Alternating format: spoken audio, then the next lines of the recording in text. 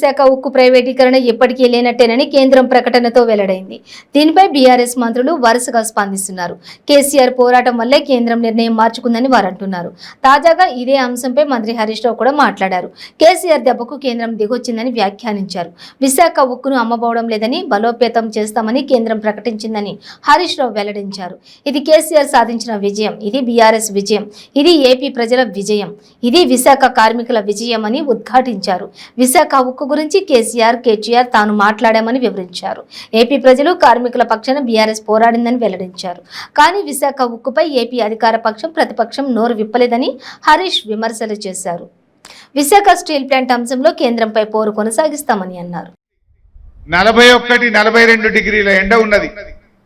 ఇంత ఎండలు కూడా మన కేసీఆర్ ను ఆశీర్వదిద్దాం, మన బీఆర్ఎస్ పార్టీని ఆశీర్వదిద్దాం, మన శాసన సభ్యులు మెతుకు ఆనందును ఆశీర్వదిద్దామని మీరు ఇంతమంది వచ్చిందంటే మీ ఊపు, మీ ఉత్సాహం అర్థమైతా ఉంది.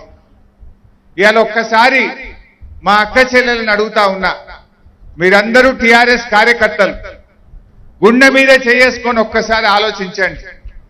పక్కనే కర్ణాటక ఉన్నది, చించోలి. జరంత పోతే చించోలి వస్తుంది, జరంత పోతే బీదర్ వస్తుంది. ఇవాళ ఒకటే మీరు గుండె మీద చేసుకొని ఆలోచించండి. ఇవాళ మన తెలంగాణలో ఇంటింటికి రోజు పొద్దున్నే నల్ల నీళ్ళు వస్తున్నాయి కదా, గా కర్ణాటకలు వస్తున్నాయా? మరి గతంలో 30 ఏళ్లు కాంగ్రెస్ వాళ్ళు ఉన్నారు, 20 ఏళ్లు తెలుగుదేశం వాళ్ళు ఉన్నారు. ఓట్లు వేసి వేసి చేతులు నొప్పి పెట్టినాయి కానీ తాగడానికి నీళ్లు కూడా ఇయ్యలే వాళ్ళు. ఈ రోజు మన ముఖ్యమంత్రి కేసీఆర్ గారు పట్టుబట్టిండు. 3 ఏళ్ల లోపలే ఇంటింటికి నల్లా పెట్టి మా అక్క చెల్లెల కష్టాలు తీర్చిండు మన కేసీఆర్. ఇవాళ ఏ అక్క గాని చెల్లె గాని ఇవాళ నియత్ దప్తదా? అండ్లదండ్ల మా ఆడోళ్ళకి నియత్ ఎక్కువ, ప్రేమ ఎక్కువ. మంచిని మంచి అంటారు, చెడును చెడు అంటారు. మరి ఇలా ఏ కాంగ్రెస్ గవర్నమెంటో ఏ బీజేపీ గవర్నమెంట్ చేయని పనిని ఇలా మన కేసీఆర్ చేసి చూపించింది. ఎన్ని బాధలుండే నీళ్ల కోసం బోరింగులు కొట్టి కొట్టి చేతులు నొప్పి పెట్టినాయి. ఆ బిందెలతో నీళ్లు మోసి మోసి భుజాలు కాయలు కాసినాయి. నీళ్ల కోసం కళ్ళల్లో వత్తులేసుకొని ఎదురు చూసిన రోజులుండే. ఎండాకాలం వచ్చిందంటే 3 వద్దులకు ఒక్కసారి నల్లొస్తుండే.